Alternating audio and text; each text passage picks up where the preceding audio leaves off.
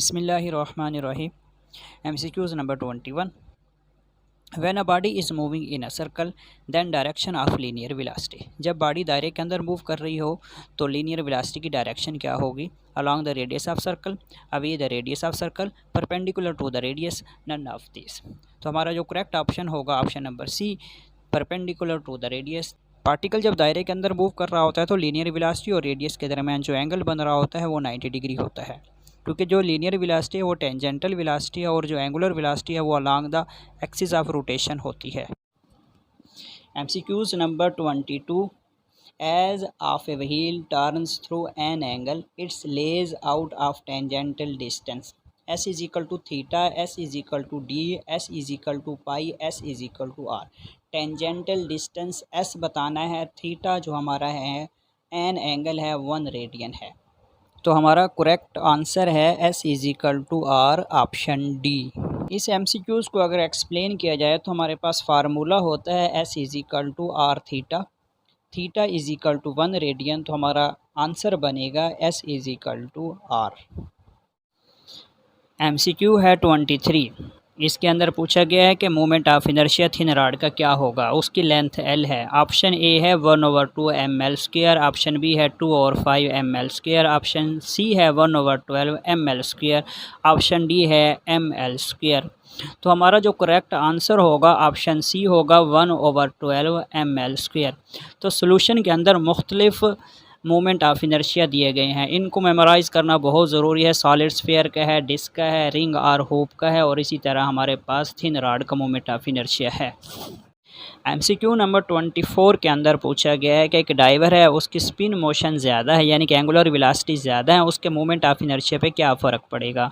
Moment of inertia कम हो जाएगा, समाल रहेगा, कांस्टेंट चेंज नहीं होगा यानी कि ग्रेटर हो जाएगा, ज़्यादा हो जाएगा, या उसका मोमेंट ऑफ इनर्शिया ज़ीरो हो जाएगा।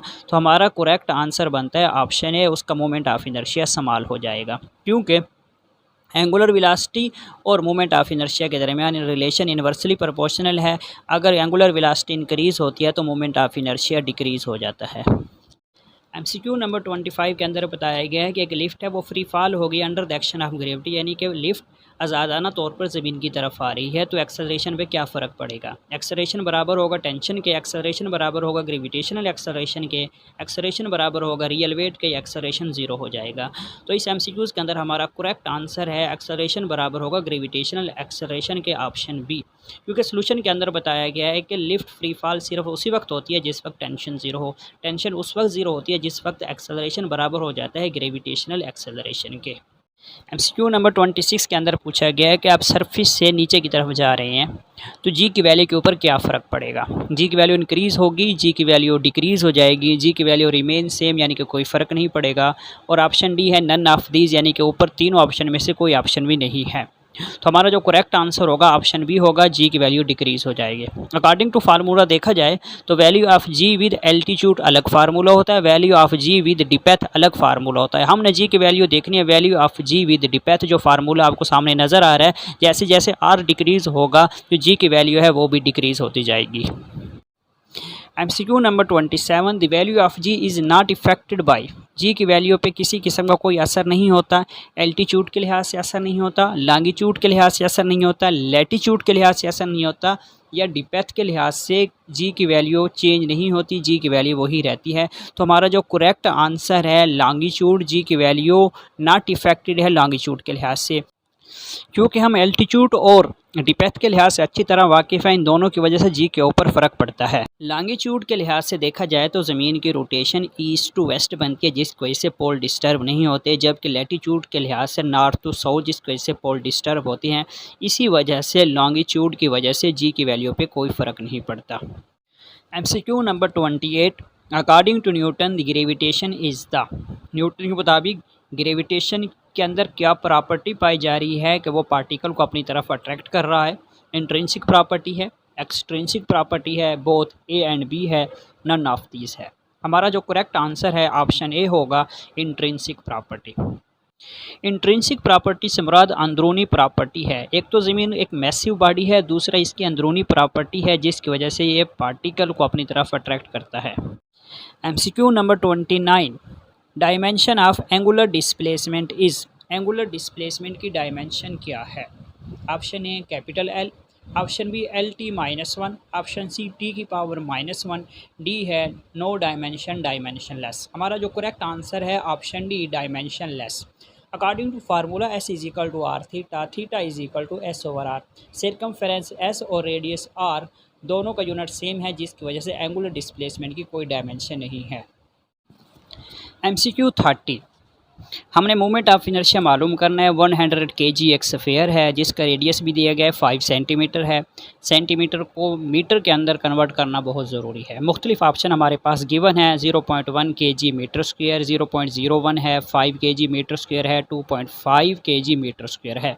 तो हमारा जो करेक्ट आंसर होगा ऑप्शन ए होगा 0.1 kg मीटर स्क्वायर। तो हम सोल्यूशन की तरफ बढ़ते हैं। सोल्यूशन के लिए सबसे पहले फार्मूले का याद होना ज़रूरी है कि फार्मूला क्या है। 2 और 5 m r का स्क्वायर। रेडियस को हम सेंटीमीटर को मीटर के अंदर कन्वर्ट करेंगे, वैल्यूज़ पुट करेंगे तो कैलकुलेशन करने के बाद हमारा जो आंसर आता है 0.1 kg मीटर स्क्वायर।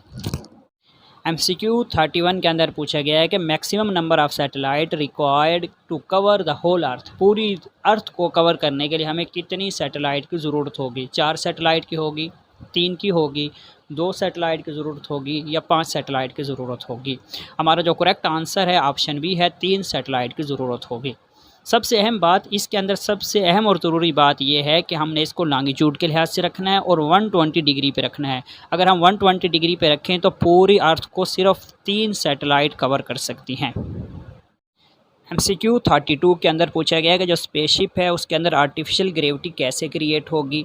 अगर स्पेसशिप रिवॉल्व करे around the earth, spinning motion create करे ऑन एक्सिस पे, या इसकी वेलोसिटी को इंक्रीज़ कर दें या इसकी वेलोसिटी को हम डिक्रीज़ कर दें, तो हमारा जो करेक्ट आंसर बनेगा option B spinning around its on axis. अपने एक्सिस पे वो रिवॉल्व करे। अपने एक्सिस पे जिस वक्त वो रिवॉल्व करेगा तो वहाँ से आर्टिफिशियल ग्रेविटी क्रिएट होगी, अपने आप उस जगह पे वो स्टेबल रख पाएगा। आर्टिफिशियल ग्रेविटी सिर्फ उसी वक्त क्रिएट हो सकती है जिस वक्त एक पर्टिकुलर फ्रीक्वेंसी के साथ वो स्पिनिंग मोशन करे। MCQ 33 के अंदर पूछा गया कि एक एस्ट्रोनॉट है, वो अर्थ स्टेशन के अंदर है और वो स्काई को ऑब्ज़र्व करता है। उसको आसमान कैसा नज़र आएगा? ब्लू नज़र आएगा, वाइट नज़र आएगा, येलो नज़र आएगा या ब्लैक नज़र आएगा? तो हमारा जो करेक्ट आंसर बनता है ऑप्शन डी बनता है कि जो हमें जो आसमान है वो ब्लैक नज़र आएगा।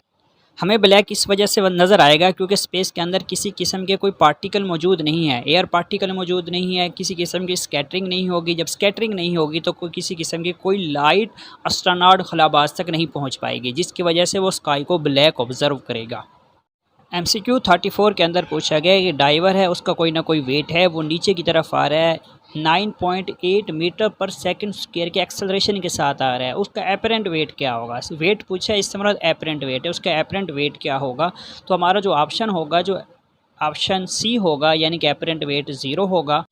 जिस वक्त पार्टिकल नीचे की तरफ आ रहा होता है तो वेट ज़्यादा होता है, टेंशन कम होती है। वेट के अंदर से टेंशन को हम निकालते हैं F = W - T, यानी कि एक फ्री फॉल मेथड हो गया क्योंकि E = G है, G = 9.8 है, जिसकी वजह से हम कैलकुलेशन करने के बाद हमारा जो एपरेंट वेट आता है वो 0 आता है।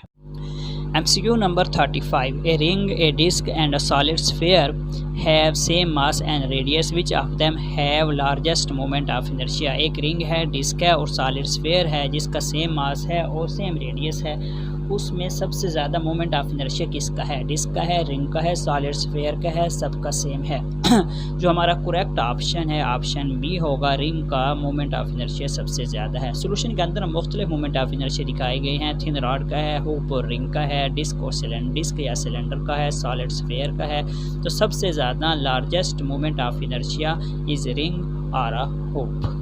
MCQ नंबर 36 के अंदर बताया गया है कि अर्थ श्रिंक कर जाती है, उसका रेडियस हाफ हो जाता है पहले रेडियस के मुकाबले में, मास के ऊपर कोई फ़र्क नहीं पड़ता, तो उसकी रोटेशन कितने वक्त के अंदर कंप्लीट होगी? 6 आवर में कंप्लीट होगी, 12 आवर में कंप्लीट होगी, 24 में कंप्लीट होगी, 48 में? पहले 24 आवर में कंप्लीट हो रही है। श्रिंक होने के बाद उसकी जो रोटेशन है वो 6 आवर्स के अंदर कंप्लीट होगी। जो हमारा करेक्ट ऑप्शन होगा ऑप्शन ए होगा। सोल्यूशन के अंदर law of conservation of angular momentum को हमने यूज़ किया है। रेडियस की जो वैल्यू पुट की है R2 = R1 / 2। कैलकुलेशन करने के बाद जो हमारा टाइम पीरियड आता है 6 आवर आता है। MCQ नंबर 37 के अंदर बताया गया है कि एक एलिवेटर है जो वर्टिकली अपवर्ड मूव कर रही है विद एक्सेलरेशन g। उसके अंदर एक पैसेंजर मौजूद है जिसका मास m है, उसके ऊपर एक फ़ोर्स एक्सर्ट कर रही है, उस फोर्स की वैल्यू हमने बतानी है। मुख्तलिफ ऑप्शन गिवन है, पहला है mg, सेकंड ऑप्शन है 1/2 mg, थर्ड ऑप्शन है 0 और फोर्थ ऑप्शन है 2 mg। तो हमारा जो आंसर आता है करेक्ट ऑप्शन होता है ऑप्शन डी 2 mg। सोल्यूशन के अंदर दिखाया गया है जिस वक्त पार्टिकल ऊपर की तरफ मूव करता है तो टेंशन की वैल्यू इंक्रीज़ कर रही होती है, वेट डिक्रीज़ कर रहा होता है, एपरेंट वेट नज़र आ रहा होता है ज़्यादा होता हुआ। तो हम कैलकुलेट करते हैं और ए बराबर हो जाता है जी के, तो हमारी एपरेंट वेट की वैल्यू आ जाती है T = 2 mg। MCQ नंबर 38 के अंदर बताया गया है कि अर्थ रिवॉल्व कर रही है सूरज के गिर्द, अपनी रेवोल्यूशन 1 साल के अंदर कंप्लीट करती है। अगर हम इसको डिस्टेंस को डबल कर दें तो उसके टाइम पीरियड पे क्या फ़र्क पड़ेगा, यानी कि अपने रोटेशन कितने वक्त में कंप्लीट करेगी, आधे साल में कंप्लीट करेगी, 2 × 2 स्क्वायर रूट ईयर के अंदर कंप्लीट करेगी, 4 ईयर में कंप्लीट करेगी, 8 ईयर में कंप्लीट करेगी। तो हमारा करेक्ट ऑप्शन है option B 2 × 2 square root year के अंदर कंप्लीट करेगी। जैसा कि सोल्यूशन के अंदर दिखाया गया है T² डायरेक्टली प्रोपोर्शनल है R³ के, तो हम R प्राइम की वैल्यू यहाँ पे पुट करते हैं, R प्राइम = 2R। कैलकुलेशन करने के बाद जब हम इसको रिजल्ट निकालते हैं तो हमारे पास न्यू टाइम पीरियड जो हमारे पास हासिल होता है T prime = 2 × 2 square root year. MCQ number 39 के अंदर पूछा गया कि हमारे पास एक सॉलिड स्फीयर मौजूद है जिसको हम इंक्लाइन प्लेन से धक्का लगाते हैं, उसकी टोटल काइनेटिक एनर्जी क्या होगी, रोटेशनल और ट्रांसलेशनल दोनों का सम होगी। 7/10 mv² होगी, 5/6 mv² होगी, 7/10 mv² होगी, ये 10/7 mv² होगी। तो हमारा जो करेक्ट आंसर है ऑप्शन ए होगा 7/10 mv² होगी। जैसे कि सोल्यूशन के अंदर दिखाया गया टोटल काइनेटिक एनर्जी बराबर है kinetic energy translational, kinetic energy rotational. यहाँ पे हम जो moment of inertia solid sphere का पुट करेंगे 2/5 mr²। कैलकुलेशन करने के बाद हमारे पास टोटल काइनेटिक एनर्जी आ जाती है 7/10 mv²। MCQ नंबर 40 के अंदर बताया गया कि एक व्हील पहिया है जिसका डायमीटर 1 मीटर है और उसकी एंगुलर वेलोसिटी 30 रेवोल्यूशन पर मिनट है। 1 मिनट के अंदर 30 रेवोल्यूशन करता है, उस रिम की लीनियर वेलोसिटी क्या होगी, पाई होगी, π/2 होगी, 130 पाई होगी, 60 पाई होगी। जो हमारा करेक्ट ऑप्शन है ऑप्शन बी होगा π/2 मीटर पर सेकंड होगी। जैसे कि सोल्यूशन के अंदर दिखाया गया है V = r⍵। हम डायमीटर 1 मीटर है उसको हम रेडियस के अंदर चेंज करेंगे, 1/2 मीटर हो जाएगा। रेवोल्यूशन पर मिनट को हम रेडियन पर सेकंड के अंदर चेंज करेंगे तो हमारा करेक्ट ऑप्शन आएगा π/2 मीटर पर सेकंड।